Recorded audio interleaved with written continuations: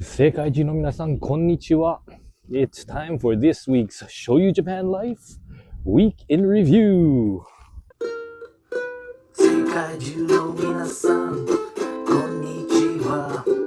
Now it is time for Shoyu Japan Life. So today we have several things we want to share with you. One of those things, why I'm wearing this helmet and why I'm riding a bike. There is a reason to that, not just to get in shape, but I'll get to that in a second. First, let's start with the world population and Japan's population. The world population, 8,270,342,551 people. In Japanese, 82億7,034万2,551人. And the Japanese population, 122,748,092 people. In Japanese, 1,274,892人です。So again, I said that the population affects many things that happen in our society and around the world. We'll get into that at some point. But for now, before I tell you why I'm wearing this helmet and why I'm riding a bike, let's get into the rice bowl challenge. Rice bowl onigiri omusubi challenge. Rice bowl onigiri omusubi challenge. Rice bowl onigiri omusubi challenge.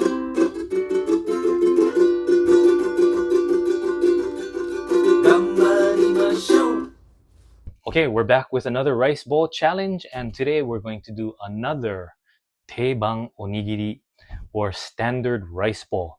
This rice bowl you can find all over Japan at convenience stores or supermarkets, and that is the Konbu Onigiri. Konbu is seaweed or kelp, and this has like a shoyu based flavor. If you've never tried it before, it doesn't have any fishy taste. It's just really, really good. So I recommend you try it. Again, you can go to any convenience store or supermarket and you can find the Konbu Onigiri. And there are a variety of Konbu flavors also. But the one I'm going to use is Goma Konbu, which is the sesame seed Konbu. I don't know if this is true or not, but there are people in Japan that often tell me that eating Konbu has a couple of health benefits or benefits to our body. One of them that they say is that it helps keep your hair dark or black and helps your hair to grow. And the other one they say is that because it's a type of seaweed, that it helps to cleanse our bodies naturally from the inside. Anyway, let's make the Konbu Onigiri. It's not very difficult. We're gonna go back to that base of the Shio Onigiri and then put the Konbu inside. So I took out a little bit of Konbu already. Here's a little spoonful of it that we're gonna put on the inside of the rice bowl. So what is the first thing we do when we make the rice bowl? That's right, we wet our hands. So we're just gonna flying, I'm jumping ahead. The first thing we need is the rice. So let's get the rice. Okay, and the rice is coming straight out of the rice cooker. And now we wet our hands to make sure our hands are clean and we don't burn our hands. And because we're going with the shionigiri base, we put some salt, not too much. We put the rice, and we're gonna get that spoonful of kombu and just put that here in the center. Okay, put that in the center, and we are going to bury it. Okay, so oh my gosh, I didn't do a really good job of it, but we're gonna try. This thing is hot. Okay, so let's go ahead and make the rice ball, and we're pretty much done. So today what I'm gonna do is I'm gonna add nori to this, a piece of nori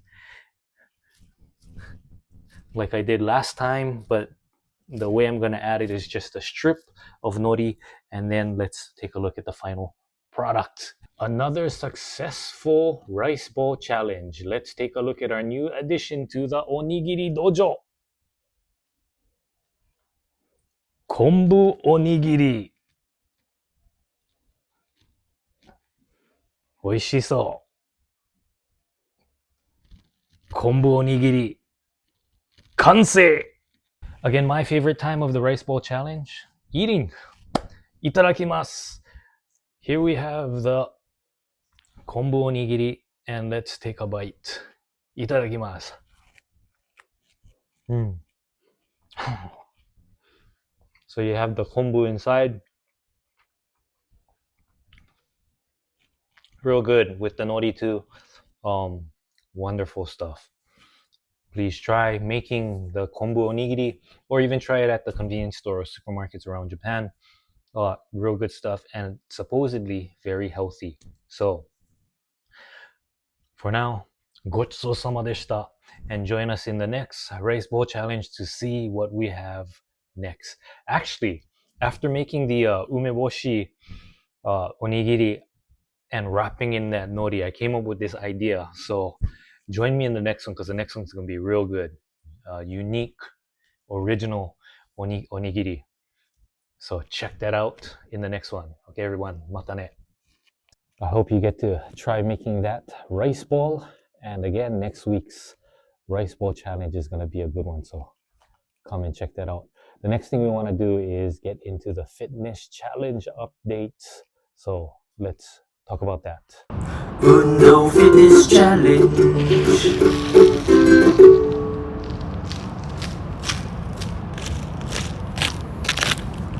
So fitness challenge updates from January 11th to the 17th. Push-ups, 710 push-ups, pull-ups, 90.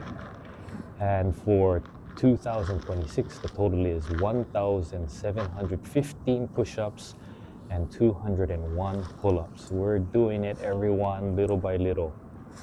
And so next week's goal, or this coming week's goal, daily, we're gonna keep the push-ups at 100 and do some bonus push-ups in there. And then we're gonna raise the pull-up goal to 15 pull-ups a day. So that's what the challenge is, and the flagpole challenge will continue. The hang for now, I'm gonna give that a break for now, but I am doing the hang. But anyway, folks, join me with this fitness challenge and let's do this. Okay, everyone, let's get into this next segment. I forgot to do it last week, but I'm gonna share this week why it's cool to be living in Japan. And this is another reason. Why is it cool to live in Japan? So another reason why it's cool to live in Japan is they have clean public toilets. Amazing how clean the toilets are in this country, and just feel so lucky that we have that here. So let me just show you real quick what I mean. Okay, this is not going to be spick and span clean, but if you take a look, it's more than clean enough. No smell. They even have toilet paper here. And this is at a public park, public toilet. Very lucky to have this in Japan. So this is another park with yet another toilet, and as you can see, I'm not gonna go in there, but the toilet's really clean, no smell. And then when you come around to this side too, no smell. And pretty clean, everyone. So another cool reason to be living in Japan. So in our next segment, what I want to do is I want to tell you why I'm wearing this helmet and why I'm riding a bicycle this week.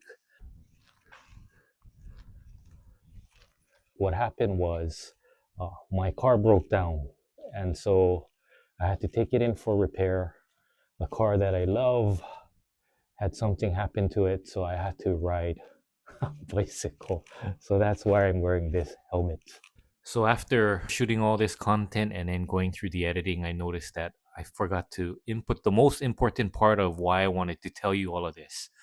Yes, my car broke down, but the hard part of all of this was that to set it up is for the past 5-6 years I've been driving to work, and now to suddenly have to ride a bike to work was the uphill challenge. Not only that, it's winter, so driving in my warm car in the morning was a really good, comfortable thing for me. But now to suddenly have to brave the cold, and on top of that, my car, when I sent it in for repairs, had all of my gloves, my ear mufflers, and all of that stuff inside that I forgot to take out. So I had to brave the cold and suddenly ride this bicycle on these challenging narrow roads that I'm going to talk about in a little bit here in the video. But anyway, that was the main thing. Was it was a sudden uphill challenge, and then on top of that, after a week of doing this, my legs have just been killing me, and my workplace too has just a lot of stairs. So all of that together just sounds like complaining, but that was the challenge that suddenly had come upon me because my car had broken down.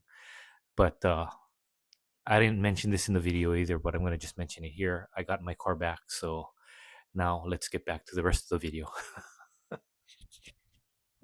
Just to let you know, Japan doesn't have a bicycle helmet law in place as of yet. Currently, what it is a cooperative effort. So what they say is that you should wear a helmet and to cooperate by wearing the helmet. But I think very soon they're going to put into place a bicycle helmet law where you have to wear a helmet when riding a bicycle. So that's why I'm wearing this. And as much as Japan is a very friendly place, as some of you know, when you come to Japan, the roads are very, very narrow. And to ride a bicycle and share it with the cars, it can be very frustrating for drivers. So it is a good idea to be wearing your helmet because sometimes a little bit of road rage comes out, even as safe as Japan is. Anyway, that's why I'm wearing this helmet and that's why I'm riding a bike this week. If you think it's cool, let me know in the comments. If you think it looks very bad, you can also let me know too. Anyway, that's why. So I wanted to show you how narrow the roads can be, but this is one side of the road here, and this is the other side of the road here. It's that short, everyone. That's how narrow the roads can be, and there are other roads that are actually even narrower than that. So to have bicycles and cars share the road, and even that's a two-way road too. So it can be challenging at times. So I just wanted to let you know that from time to time I'll be posting some extra videos during the week. So if you turn on your notification bell, that will let you know when those videos come out. Anyway, that's a wrap on this week's Shoyu Japan Life Week in Review. Thanks again, everyone, for joining me this week. Join me again next week for what we have in store this week. Should be fun. Everyone, have a great week. Mata ne. 皆さん please like, subscribe, and tell your friends too. Thank you. Oh yeah. ありがとう。よろしくお願いします。